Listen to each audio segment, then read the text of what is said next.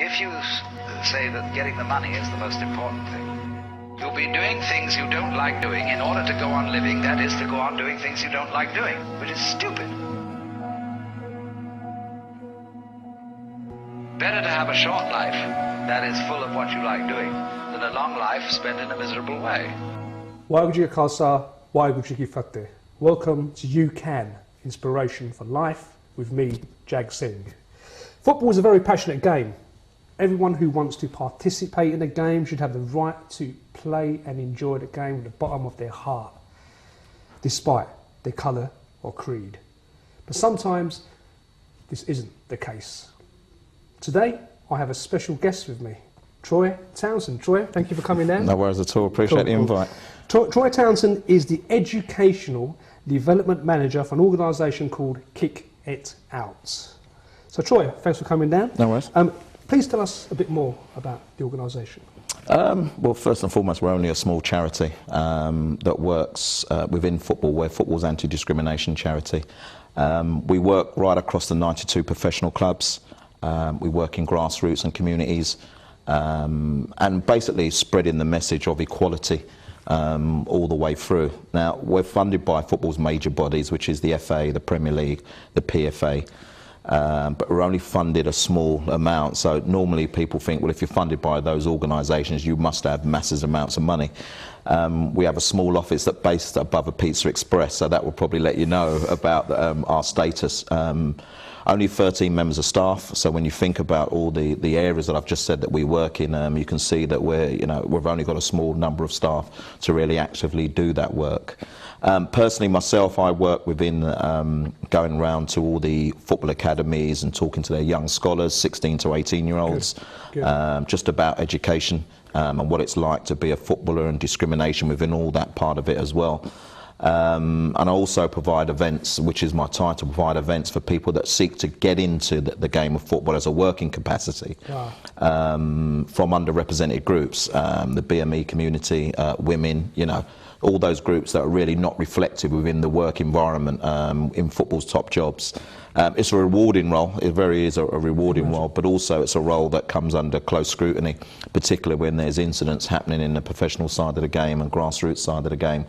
That people think that normally that we can act upon, but unfortunately all we do is gain the reports and pass them on to the relevant authorities, which are the FA. But isn't that enough sometimes? It should be enough. It should be enough. To get the ball rolling. Yeah, but it should be enough. But then there's other things. The FA dragging their heels a little bit on certain issues, and people then coming to us rather than the FA and having a pop at us as a small charity, which sometimes can be fairly difficult. If I highlight a case of the Anton Ferdinand against John Terry, many people felt that we should have done more during that period of time, but it wasn't a case of us doing more, because like you said, we file the reports, we send them on to the FA, and it's their jurisdiction from there. But we took a hell of a lot of kicking at that stage from a number of players within the game as well. Who should have taken the responsibility. Well, yeah, that's what we think. But we took a kicking from a number of black players as well, who felt that we didn't stand up for the Ferdinands enough, and it was a really difficult time at the organisation. But what it did do in the end was just highlight the kind of resources that we have, the amount of funding that we have, and it kind of highlighted all the issues that were out there for us as a small charity. So a negative turned into a positive in the long run, but obviously it was a difficult period at the time. Excellent, excellent. Talking about professional footballers, Troy, has discrimination between players reduced in British football, or is it still on the rise, from your experience of working with Kick It Out? I would say it's reduced. Between players. So if we talk about players, obviously the high-profile case that I've just mentioned, and then Patrice Evra and Luis Suarez as well. They were a couple of years ago, and there's been a recent incident with Cameron Jerome. And a player at Leeds. But I think what you find is that in the professional side of the game, those incidents have reduced a little bit, and the work that we're doing in terms of going in and educating the players about just those kind of incidents, different cultures, different religions, different backgrounds, and understanding that not everyone is the same, although they have the same goal, which is to play football. Yeah. So I would say they're on the decrease in the professional level of the game, but unfortunately I can't say the same for the grassroots level of the game. And I would say that is mainly because of your organisation? Because people are more aware now. People are Yeah, more careful. there's more awareness out there, and You there's guys have some more. awareness Yeah, out there. where we've got a dedicated reporting officer at Kick It Out as well, who's doing some unbelievably great work in terms of identifying the issues that are out there and bringing them to the fore. So I suppose I would like to take a lot of credit for that, should. but like I said, let's not go too far, because there's still a tremendous amount of work to be done in terms of eradicating discrimination in all its formats out of the game. So what you're saying is you've done good, but you still think you can do better. Yeah, Excellent, there's still a excellent. lot more to be done. A lot more to be And done. that's the fire I think we need in this country to eliminate this abuse that happens. Yeah. That's the fire. And I think you've got the fire there, Troy. And it's down to the major authorities as well. We need to start collectively coming together and making a stand against the kind of acts of discrimination that are out there. But also, government needs to be involved as well, because these acts of discrimination are against the law. Exactly. That's what I'm saying. Yeah, so the government need to get involved, and there needs to be a stand made. But every time there's an incident in Europe and UEFA and FIFA hand out paltry fines, then it kind of sets the whole game back a little bit. Park crowd closures or £10,000 for a racial act, which is not enough really when you consider that a player was fined £90,000 for just wearing some branding on his pants. So that kind of shows where we are in terms of discrimination and racism and discrimination within the game still. Excellent, excellent. Do you get a lot of players and fans come forward and challenge discrimination? I think players are more aware now to challenge it. Like I said to you, I think that we're in a better place now, but I think players at a professional level will kind of make a stand now, will not accept if they are being abused by fans themselves. There's been a number of players that have identified fans and pointed fans out if they can, obviously identify them in a crowd. Now, so that's never happened before. In the 70s and 80s, that just didn't happen, did it? That No. to me is good. Because I think in the 70s and 80s, the players were unsure of the process and the procedures and what to do. I think now there's clearer lines in terms of reporting. I think black players growing up in the 70s and 80s used to just accept it and allow their ability to come to the fore. I'll show them. Yeah, Football. but at the end of the day, why should they play the game and be a target for abuse? I don't think that's right in anyone's language. But unfortunately, we still have fans that take it to that level. And in terms of fans, there are fans that do, as we say, shop other fans in, or let them know that there's a person or a group of fans over there. But sometimes there's a fear factor behind that as well, in terms of if you're an individual who identifies like a group of fans singing racist abuse, do you actually call them out because they could turn on you, even though they're supposedly your own fans? So it's a very fine line. But like I said to you, I think there's more awareness now of the kind of work that we're doing and the procedures of reporting that people should now feel Much comfortable, about possibly reporting or shopping someone in, as you say. Excellent, excellent. So it doesn't matter if you're a top profile player or even just play for your local community team. Don't suffer discrimination. Make sure you get in touch with Kick It Out. Troy, have you got an app or an email that people can contact you on? Yeah, we've got a downloadable app now that's available on iPhones in the App Store and on Android as well, which is just the Kick It Out app. And on that you can report anonymously if you wanted to, that comes straight through to us at Kick It Out, and then we receive the information that's put in there, which is quite detailed because it goes right down to the seat that a person could be sitting in, and if they're a season ticket holder, then they obviously can be identified right through the system. It also goes to the security people within the ground as well. So now there's a really good way of actually reporting without you being identified as an individual, but also the app is there for information and just to be able to give someone the kind of opportunity to report at their own time and in their own leisure, whether it be at the grounds or whether it be at grassroots grounds, and I think that has helped over the last couple of years just raise the level of reports that we've had in to Kick It Out as well. That is all great stuff. That is really, really good stuff. Troy, what about social media towards players? I mean, social abuse on social media. What can someone listen out experiencing social media abuse? What advice would you give them? Well, that's social media, unfortunately, is a difficult one because it's almost like people on Twitter and Facebook, etc., are given license to talk freely without the people that own those those forums, you know, really shutting their profiles down. We've done a lot of work around social media, and it's quite easy to target a professional player on social media because it doesn't have to be your profile picture, it doesn't even have to be your name, you don't have to sign up. And we released a report a couple of months ago that that highlighted that Mario Balotelli was the highest reports into him of social media abuse, quickly followed by someone like Daniel Welbeck. Wow. So you can see that black players are being targeted on social media, and it can be just a simple thing, like just a simple tweet that they put out that has no relevance to anybody else, and yet they could be getting called the N-word or various other words as well. So we pick up obviously a lot of reports on social media and put them through to kind of like the police of social media, which is True Vision. But even that is a very difficult and long process, that takes quite a bit of time, and I think there needs to be, again, a coming together of Twitter themselves and a recognition that their platform is being used openly to discriminate against professional people, because we ask our professional people to talk to their fans. We ask them to be in touch and be closer with the fans and people that adore them, but yet when they do, they're getting abused.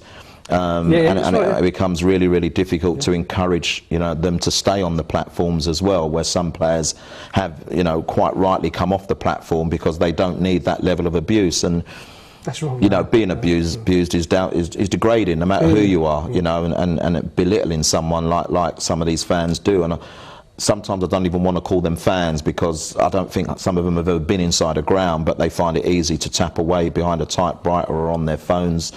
And just hand out this kind of abuse that is not right, and we've had people as young as 13 years of age who have had a knock on the door from the police because they have been abusing our star players, and they've had to go through. Well, action is being taken, probably not enough if you ask me, but you have to start somewhere, and I think at the end of the day, if we can highlight these cases and let people know that they won't get away with these kinds of these acts of discrimination, then better the place will be in a couple of years' time, that's for sure. I mean, you may say you've got a small office, you may say you're a registered charity, but I'll tell you one thing, Troy, I think you guys are doing a great job out there. Thank you very much. Is there anyone of your colleagues you'd like to mention on here who's on your team, who works with you side by side? Well, because I'd like to say thank you to the whole lot of them. The reporting, it's easy to say, well, it's not easy to say thank you to all of them, but everyone needs praise. But our reporting officer, who has to deal with a lot of the information that we've just been talking about today, Anna Johnson,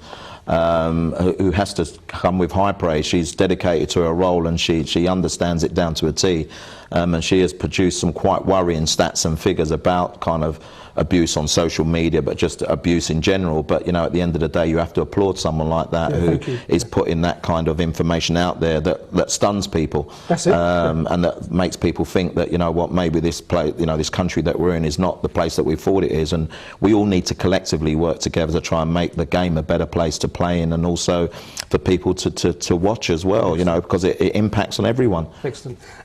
Troy, how did you become a part of this great organisation? I mean, what happened? How did it trigger off? And how can we sit in this chair right now? There's good stuff out there to the people. Well, it was 4 years ago now. I'm a former school teacher, a PE teacher, and I wanted a change in kind of like what I was doing. I've been a grassroots coach for more than 30 years. I've an ex-player that got released at a young age, and I've been a non-league manager, and I've been quite fortunate the way that I feel in terms of working within football. But I saw coming to Kick It Out as an opportunity to affect the game at another level, and I went to an event that they had in London, and I liked what I saw, and I kind of thought that I didn't know how I would get in there, but there was if I could, then I would. And luckily, within 6 weeks, that there was a volunteering opportunity coming up, and I went and volunteered at the organisation, which was supposed to only be for 3 months. I ended up volunteering for 9 months, and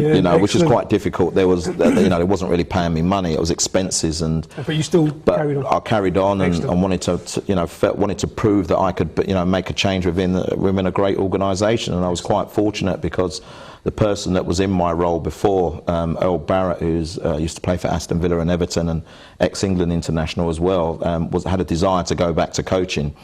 And he managed to get a role at Stoke City Football Club, and because of the work that I was doing underneath him, kind of elevated me to the role that I'm in today. So, you know, I'm thankful for Earl for moving on. And it looks like you enjoy it. You enjoy a bit of it. The goodness, you enjoy the goodness you're getting out of it. The good side of it is you know, trying to affect young players and let them understand that they have a role model status and the impact that they can have on the game. Helping people find opportunities within football where normally it is a closed door, and I'm one that can kind of vouch for that, but also just working within the game and the kind of people that you meet, and you know, the stories that you hear. And you know, last week I was with Cyril Regis and Brendan Batson, who are two of the greatest black role models that there can be in the game, and hearing some of the stuff that they had to go through in the 70s and 80s with a young man called Laurie Cunningham. And just being a part of that whole setup, you know, people that I used to turn on the TV and watch and wanted to be like, but now to be able to rub shoulders with them and to work with them is an unbelievable thing. Excellent, excellent. Troy, please tell me about the Raise Your Game conferences that are held by the Kick It Out authorities. Yeah, that's my project as it goes. Raise Your Game is literally, we've spoken about it a little bit, is literally about just helping people find opportunities. So the last one was last month, was in April now, at the Emirates Stadium. And what we do, we provide, we had over 100 mentors, so people working within football throughout media, admin, coaching, just community work, refereeing, work of licensed agents. We had over 100 mentors, people that are working within the game, offering advice, one-to-one advice. So we had over 300 mentees, we call them, people seeking advice, 100 mentors. We had 3 separate workshops, which was coaching workshop, a media workshop, and a careers workshop as well. And it's just a thoroughly enjoyable day, and for an individual who is trying to, you know, find their pathway within the game of football in terms of an employable status, it's something that you cannot afford to miss. So, you know, if you're kind of like in the media, we have Clive Tilsley there who commentates for ITV. We have people from the BBC there and people from radio there. So you can only but learn from these people and the advice that they can give you. But it's there, you're doing it. You're out there, exactly. You're doing a big event. We get criticised quite a bit, and you know, it's events like that people have to realise that take a lot of planning, and like I said, for a small organisation like ours, it's a massive amount of planning, but you know, the reward is there to be seen, you know, on the day. Criticism will always come, but to me, the self-fulfilment you get from doing that, when you walk away from it, you know you're shutting the gates, and you've just finished the day, for you, I can imagine, will be... That day is probably the most tiring day of the year, but it's the most rewarding day of the year. That's what it's about, Troy, exactly. Isn't it? You're a bit like me. I like to do something and make a change, make a difference. And you walk away and you think, I actually did that. Yeah, exactly. It's not only the events you do as well. You do something called Wear Your Support as well, which you do? Well, Wear Your Support is a crowdfunding organisation that's trying to raise some more money for Kick It Out, to be honest, away from the kind of money that we receive from the footballing authorities. So it comes to a close on Wednesday, and basically what people do is they pledge support for the campaign by buying limited edition headphones, and there's other kind of small rewards there as well, or prizes that they could win. And we've been working with Wear Your Support now for the past 6-8 weeks to try and just raise a little bit more money that will go towards either working within education or reporting, and you know, that would basically help us become a more effective organisation. And they've been really good to us, and hopefully we'll reap the benefits at the end of the campaign. I'm sure you will, Troy. Troy, I know that Kick It Out have recently done an event with the Guru Nanak Football Club in Kent. Are there any more such events planned? Well, we done another big event. I think that was October 2013. That event. It was a great event for us. It was really the feedback I got on that. Yeah, it was a really good event. Great. Yeah. And they're screaming for the next one. Yeah, we took Sean Dyche down there. Now, obviously, he's in a job at Burnley, and he was only supposed to stay for about an hour, but he stayed all day and done a bit of a coaching session and a one-to-one session. But we also did one in Bradford, the Bradford community, recently as well, in January, in an organisation called Chapler, who are right on the doorstep of Bradford City, who are obviously at the moment are flying in terms of, you know, what they were doing in the FA Cup, etc.